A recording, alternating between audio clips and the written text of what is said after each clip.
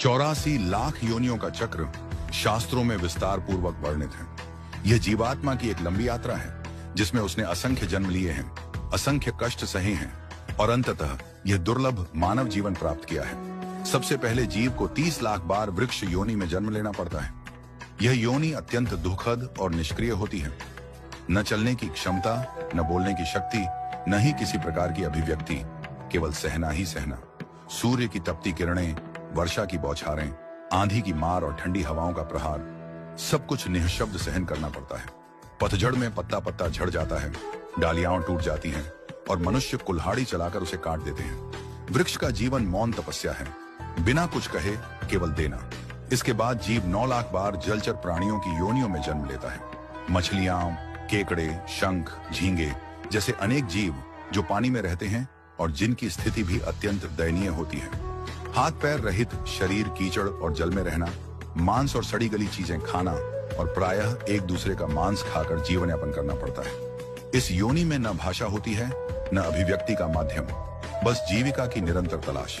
इसके पश्चात 10 लाख बार कृमि कीट योनि प्राप्त होती है, जहां जीव कीड़े मकोड़े बनकर गंदगी, नालियों, मृतदेहों और मलमूत्र में पड़े रहते हैं। कोई उन्हें पैरों से कुचल देता है, कोई उन्हें जलाकर मार देता है।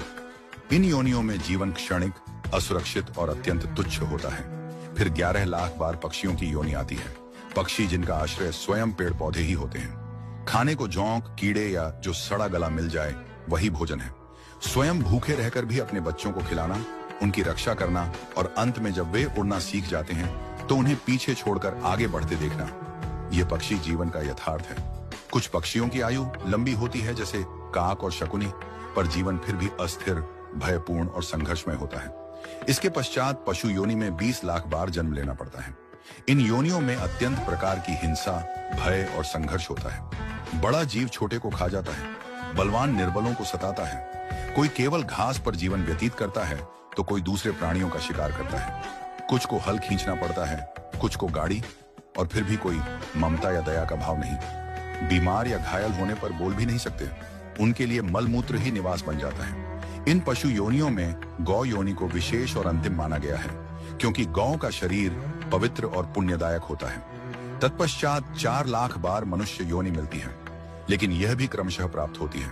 सबसे पहले वनवासी, पर्वतीय या जंगली समुदायों में जन्म होता है, जैसे नागा, संथाल, कुकी आदि, जो मूल जीवन जीते हैं जहां धर्म का विशेष ज्ञान नहीं होता। फिर अदम जातियों में जन्म होता है, जो वैदिक धर्म से वंचित होते हैं, जहां मदिरा, मांस, हिंसा और अधर्म ही जीवन का अंग बन जाता है। इसके बाद शूद्र कुल, फिर वैश्य,